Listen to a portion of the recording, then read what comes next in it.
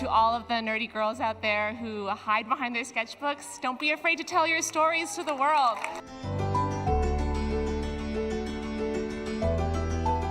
May May, breakfast is ready. Coming!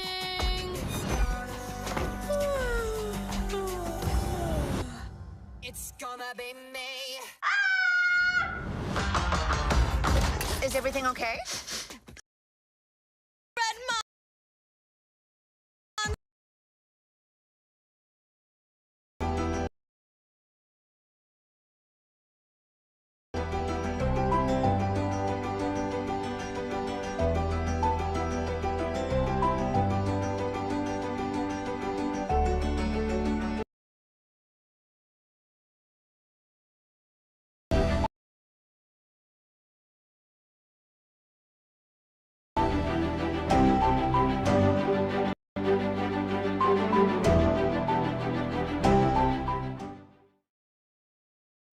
Hello, and welcome to Washington Post Live. I'm Jan, editor at Washington Post.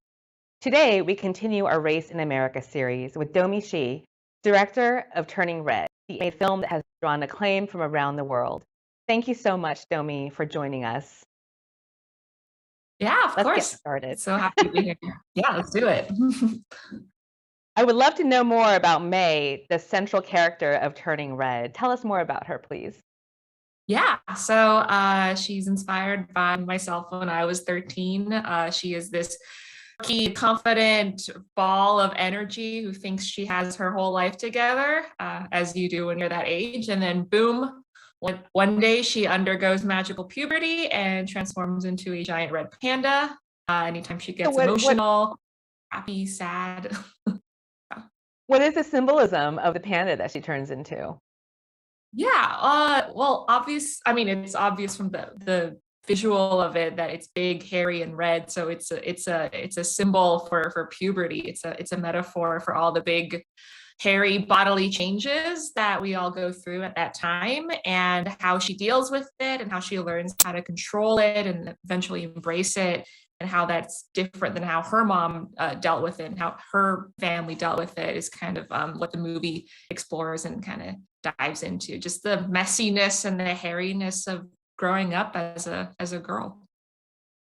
So we have a scene of we have a clip of one of my favorite scenes in the movie of May and the Lee women. Let's take a look.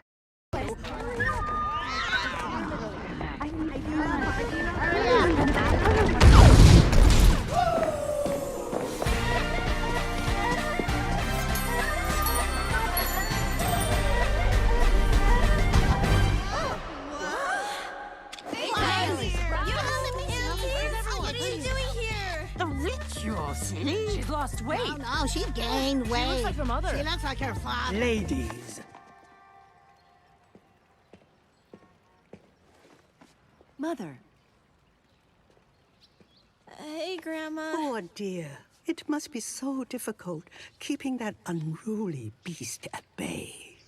Your family is here now, Meme, and we will take care of everything. Like your animated short that won the Oscar, Bao, Turning Red is about coming into one's own. Tell us more about how that's reflected in May's relationship with her mother.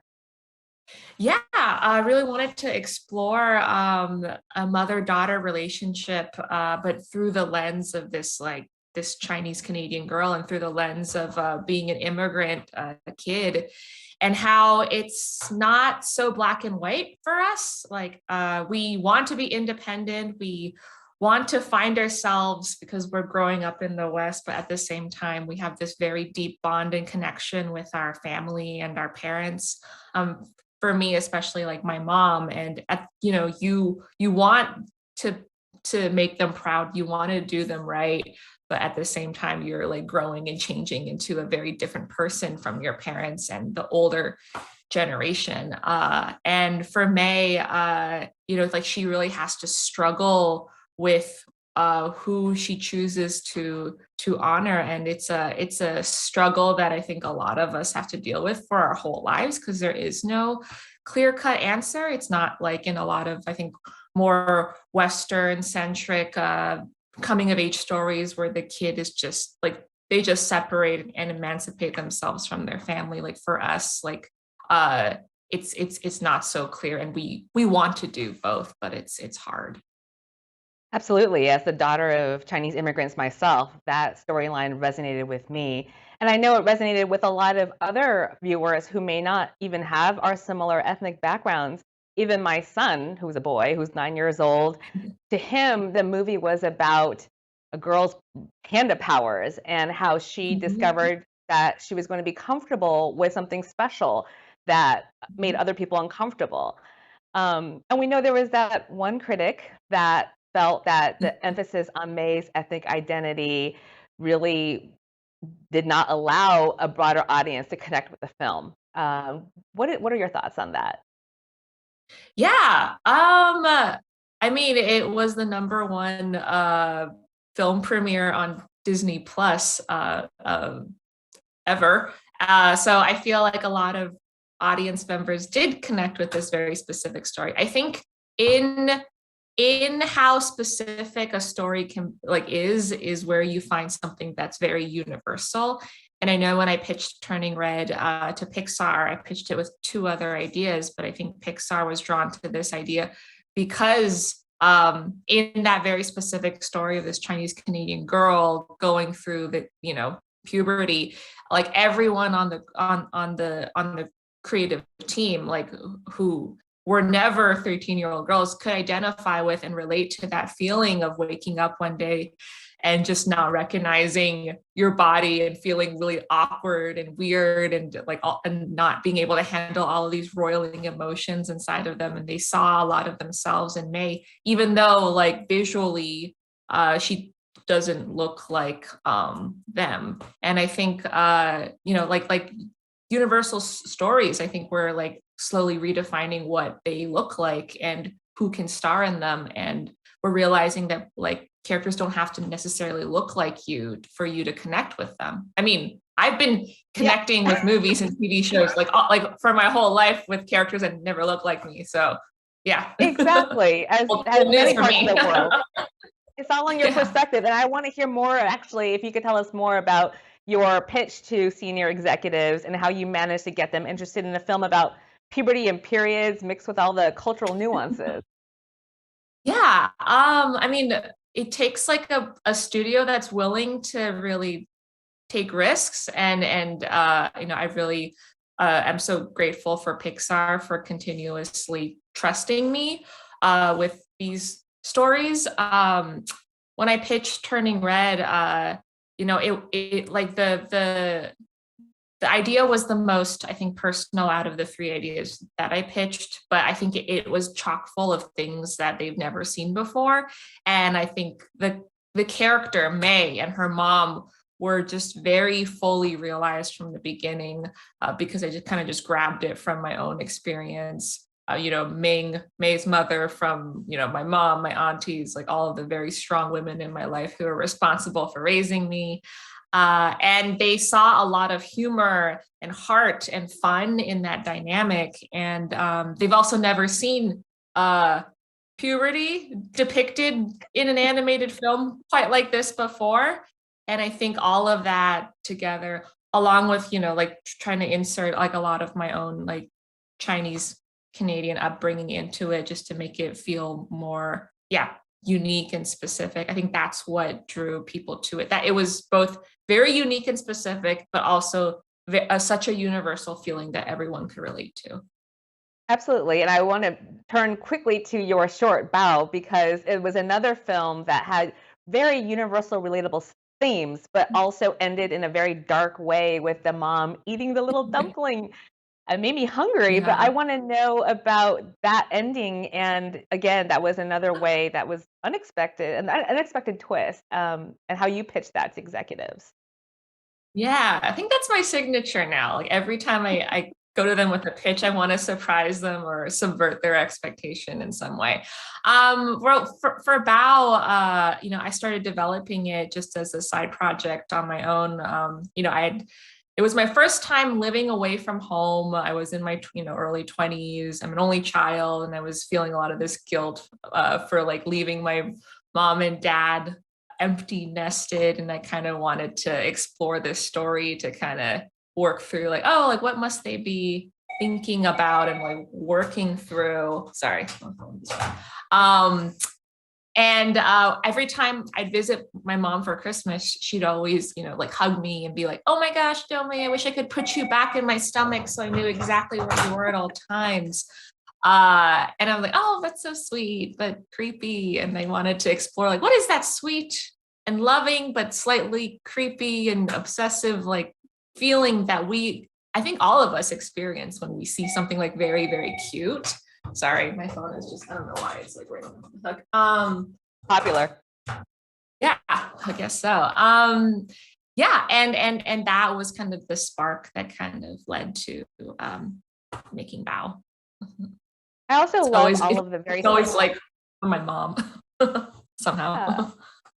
Well, I love also the very specific food references too. And you've mentioned that you're a foodie. Can you walk us through? I mean, even the breakfast that May's mom makes her in Turning Red, talk to us about that. How you were influenced by that.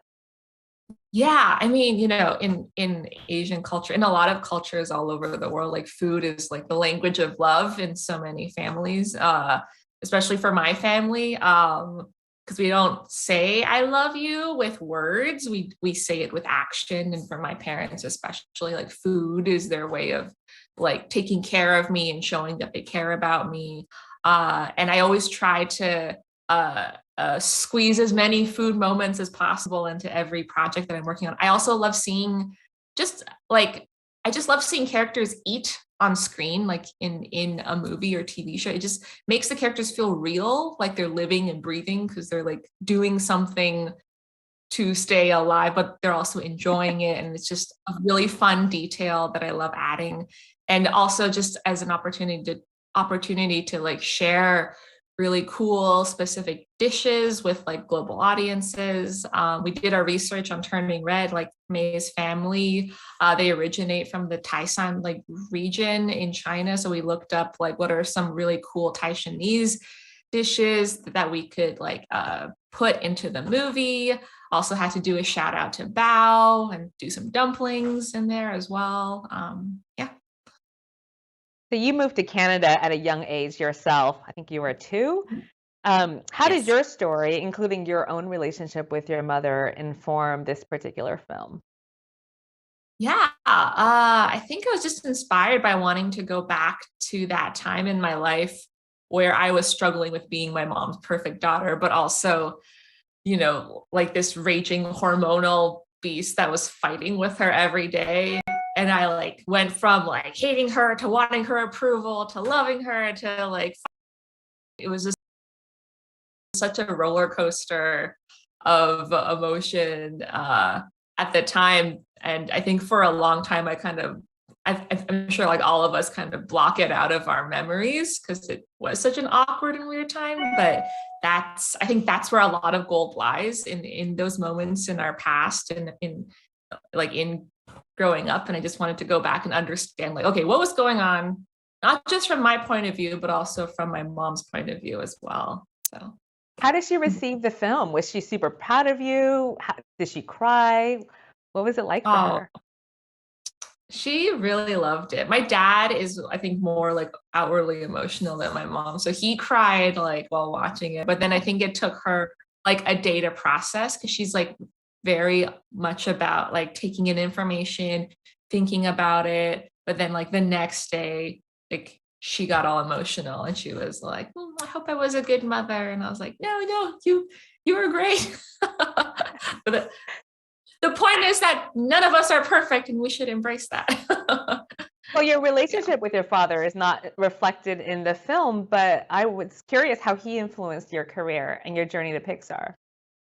Oh, so much. And I'd like to think that we gave honored dads and my dad in this movie in the character of May's father, Jin. Even though he doesn't have that many lines, he has this like quiet but soft, like stoic nature, and he's kind of like the watchful, silent protector of his family, and he kind of comes in at the right moment to kind of save the day and give May the words of affirmation that she needs to kind of like truly embrace her inner panda. And for my dad, he's a little louder than Jin, than May's dad, but he has been a huge, influence on me and inspiration for me. Like he's an artist himself. He was an art professor in China before we immigrated to Canada, and he was like my drawing and art tutor for most of my life. He helped me prepare my portfolio for Sheridan College, for animation school.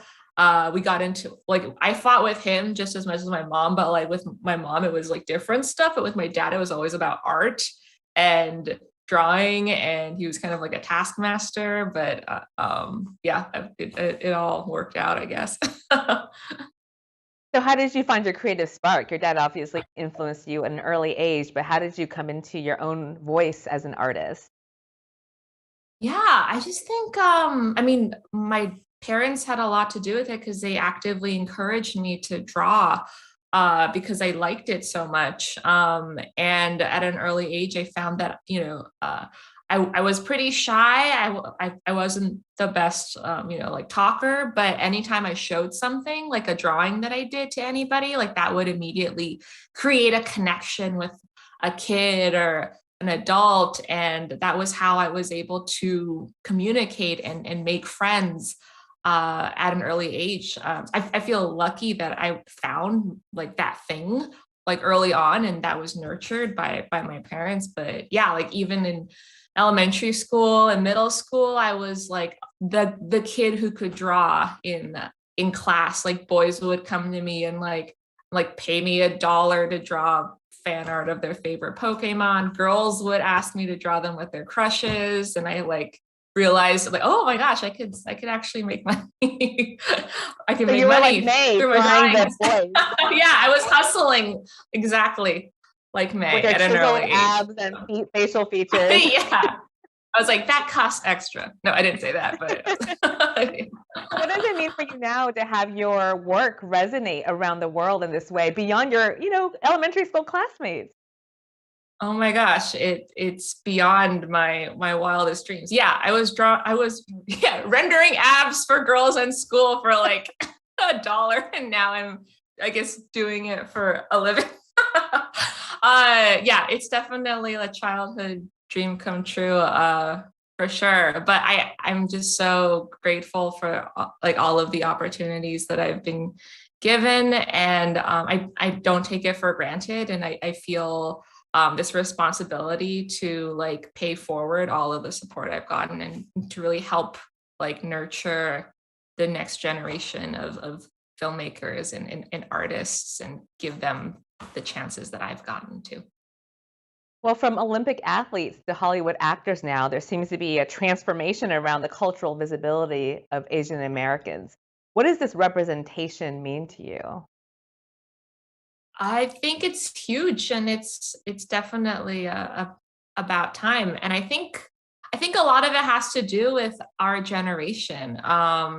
These adults who like grew up in the West with, Eastern parents, but with Western hopes and dreams and ambitions. And, we are kind of living out the dreams that our parents had when they first immigrated here. And yeah, and then I feel like, we represent the best of the best of both worlds, I think. And yeah, it's an exciting time to be in film and sports and everything.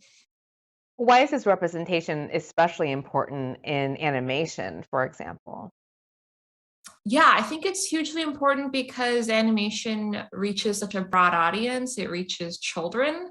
And I think, like a lot of good and bad values are taught and ingrained in people from a really young age. So I think animation is a very powerful messenger and a very powerful tool to really promote like empathy and really like introduce kids to new ideas, to people and cultures that they're not familiar with. Yeah, it's huge. I think they are the future. Like our audience is the future.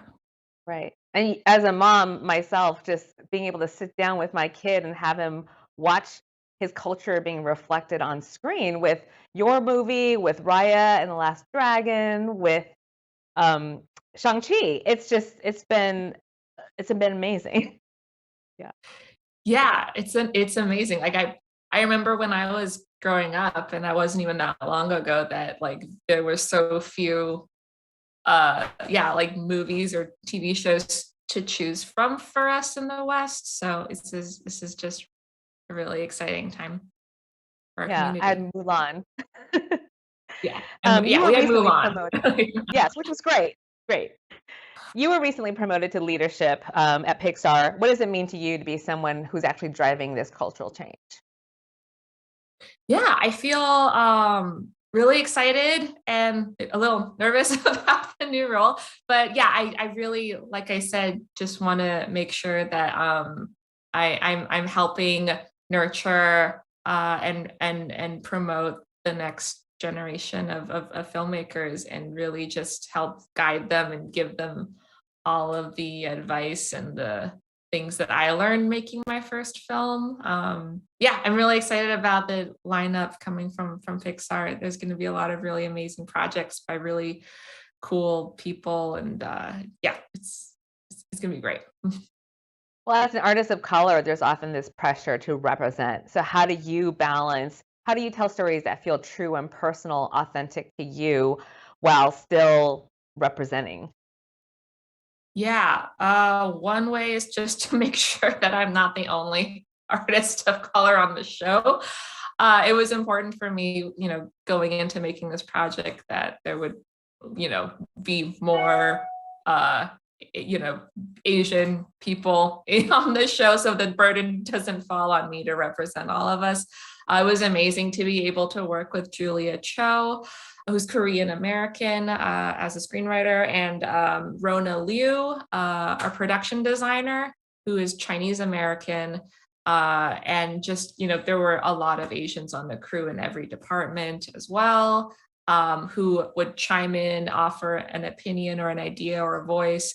I'm not a Cantonese speaker, and May and her family speak Cantonese in the movie, so it was important for us to like reach out to different groups, just to make sure that we were pronouncing everything right, making sure that all of the signs in Chinatown, like everything looked and felt authentic. Yeah, it's just like also just admitting that you don't know everything, and to be open to asking for help and advice. I think that's the best way, I think, to go about like telling these stories, and trying to stay authentic, but also true to the story that you want to tell as well.